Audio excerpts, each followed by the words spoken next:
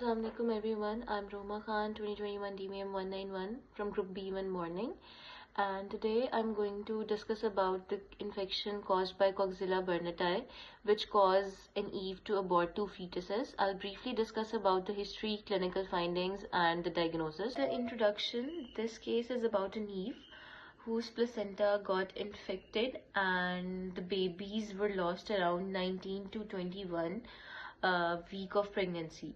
So because this infection mainly affects the placenta, that is why most of the pregnancies are lost. Regarding the history of the animal, the Eve was 4 years old and belonged to a flock of about 40 animals. She aborted 2 fetuses, and the worrying part was that within the next 3 weeks, 3 more fetuses were aborted, and some of the lambs were born weak or dead. But interestingly, none of these Eve looked sick from the outside. No fever, no obvious signs. The flock was closed, meaning no new animals were brought in. So the infection likely came from within the flock or the environment. The gross findings of the animal were like when they examined the placenta, they saw the pale patches and a layer of thick, dirty looking material called as fibronecrotic exudate. This is the sign of infection. One fetus also had the dark red to black patches on the membranes. The important thing is that the fetuses themselves look normal from the outside. This supports Coxella because it usually damages the placenta, not the fetus. And regarding histopathology, under the microscope, the placenta showed dead tissue areas and mineral deposits. The trophoblast cells were filled with tiny bacteria-like organisms. Basically, this is the typical sign of Coxella burnetii. And there was swelling and inflammation and even vesiculitis, meaning the blood vessels were inflamed.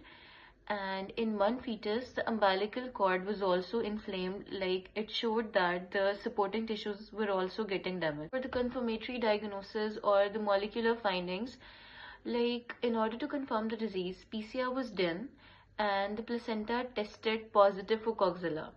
And they also tested for other abortion-causing organisms like chlamydia, brucella, leptospira, toxoplasma, and neospora, and they all were negative. So the diagnosis was clear: Coxella associated placentitis. Differential diagnosis is important because there are many diseases that are responsible for the abortions, such as chlamydia, toxoplasma, campylobacter, leptospira, brucella, and pestiviruses.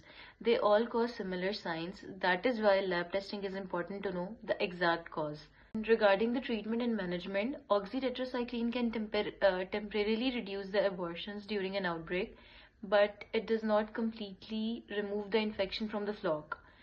There is no vaccine for Coxella, and culling animals does not help much because the bacteria survives in the environment for a long time.